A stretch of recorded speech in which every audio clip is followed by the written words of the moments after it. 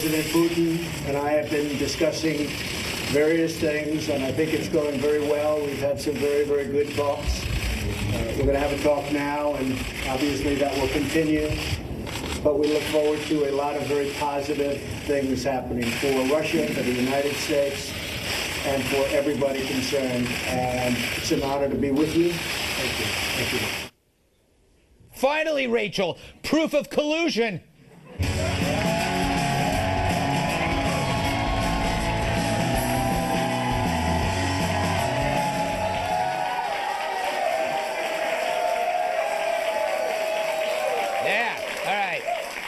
So this week, CNN didn't just step in it.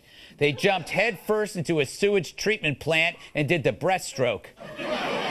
After President Trump posted this now infamous meme, CNN acted as if they were threatened by a cross between the KKK and Mothra. The crying cue ball that is Brian Stelter tried to gin up public support to throw Trump off Twitter. It was the media equivalent of ratting out an inmate in exchange for smokes from the guards.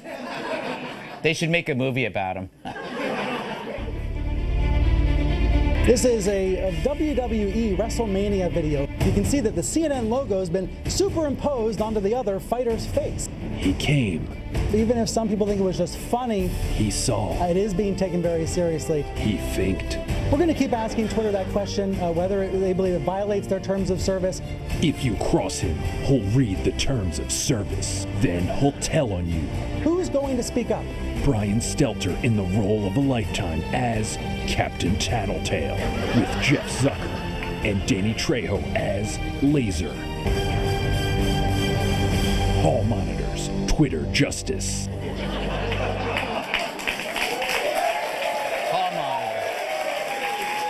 Anyway, if only it ended there. CNN then launched an investigation, spending time and money going after a troll, a bad troll, but because he made fun of them.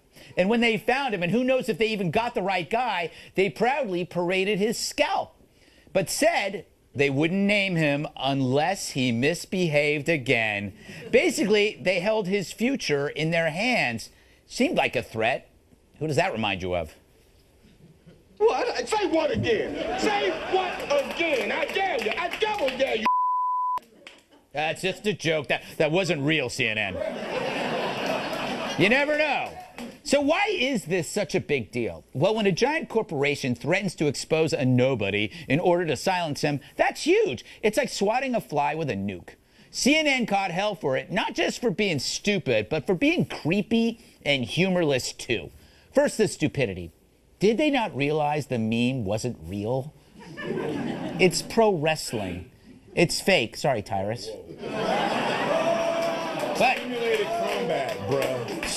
But once again, CNN fell for fake news. Now the humorless part, they could have laughed this thing off and moved on, but no, they lost it over this. Oh my God, what's gonna happen?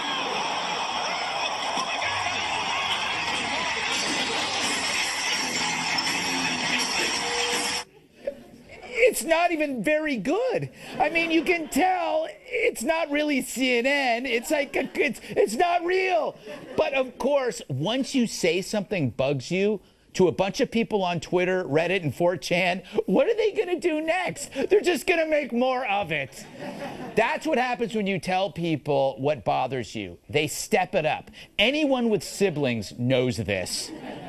It's why I tell strangers that I hate being tickled. Of course. Yeah, that's pretty creepy. Of course, the really creepy part was making that veiled threat. Now, I've been waiting for something like this to happen for years. Ever since I turned right in the 80s, conservatives were always painted as humorless. We were the shrill, tight-ass scolds. But now we've changed, and so has the left. We're now the fun people, they're the miserables. A decade ago, I coined something called the Dean Wormer theory. It's based on the Dean from Animal House. For so long, the right was Dean Wormer, unhappy, stiff, bossy. My goal was always to turn those tables, make us the merry pranksters and the left Dean Wormer. But then the left went and did it themselves. By embracing identity politics and victimhood, they became the tattletales, and we became, by default, the troublemakers. And that brings us to CNN. Once an iconic company, they're now a sad spinster who can't take a joke. It's the new world. The libs are the shouty, humorless hacks who accuse everyone of ill will. Meanwhile, who's having fun? Us. For once. We owe this to lots of people, from early icons like P.J. O'Rourke to renegades like Andrew Breitbart, and weird shows like Red Eye. You might have heard of it. But of course, you gotta owe it to Donald Trump, who didn't give a damn what people thought, and therefore made it possible for the right to do the same. We should also thank CNN, because without them, we wouldn't have something to laugh at.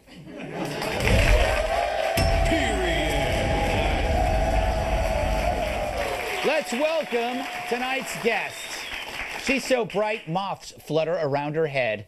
Former White House National Security Council staffer, Jillian Turner.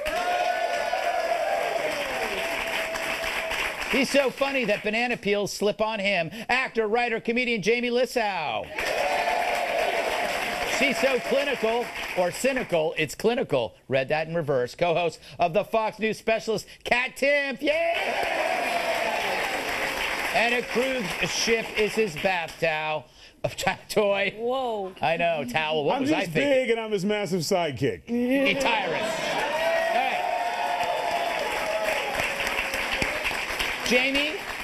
Jamie, isn't it weird to have a president who is part of the WWE? It is weird, but this is one of those facts where when I realized today that I had not known it, I felt smarter. Yeah. You know what I mean? Like when you don't know, so like I don't keep up with the Kardashians. Yes. I feel smarter because of it. Who is winning in this little media war? I'm going to have to say CNN is making too many mistakes. Yeah. And I feel like Trump is winning, like especially with the 3 CNN, they had to resign. Yes. By the way, the headline that I read said 3 CNN journalist reporters resign due to a mishap. With, by the way, when you're on a job interview, that's one of the top 5 worst reasons for leaving a job. Yes. Yeah, it says here you left your last job because of a mishap. I'll show myself out. Yes, exactly. Involving a forklift. Jillian, did CNN overreact to Trump's tweet? And could have been a period where they just stopped? I think so. Especially after watching the montage that you put together this evening. What I realized, I was one of the people who was critical of the video. Yes. Because I was one of those, like, it's the beneath the dignity of the office kind of people, because I have no sense of humor. However, I do think that launching a subsequent investigation and, like, outing the guy and threatening him and all this, it was just too far. And I think what ends up happening is that people end up looking like sourpusses. Exactly. And no one wants to be a sourpuss. No, tell me about it. I was a sourpuss for about 10 minutes, and I felt awful. Yeah. Exactly. Kat, the troll is not a great guy. Right. I mean, subsequently they found out worse things that he put up there and that he ended up apologizing for. But that doesn't matter because CNN went after this guy without knowing that. Absolutely. Plus saying that, well, if something changes, then we can out him. So how are they approaching this? Is CNN now going to have a solo division that's just following this guy, and then they have a sensitivity team that reviews each one of his subsequent memes, and they have a different cultural council. They decide if it's offensive or not offensive. I think that maybe they should do this thing called let it go. Yes. Instead.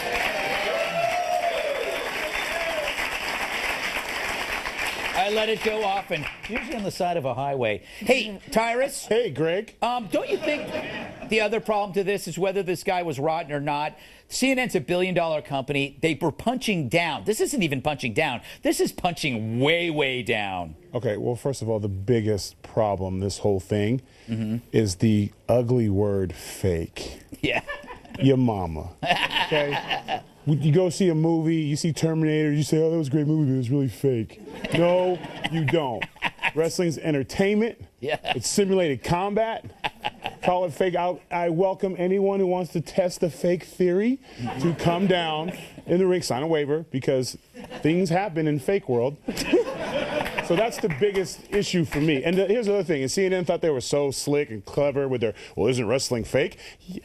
Simulated combat, entertainment. And before the show, we have a disclaimer that says, hi, kids. These are professional entertainers who are professionally trained to do this. Please don't try this at home. So if we're pushing something fake, at least we tell you it's Yeah, that's true. That is true.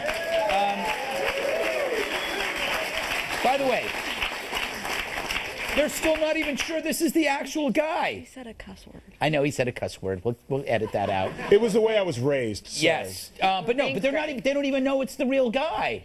They don't. Better devote more resources. Got to beef up the hand solo division. Exactly. To my point, Greg, once again, they push another story without enough sources. Yeah. Because they had one guy say, I think it was this dude over there, but I don't know, so don't say his name.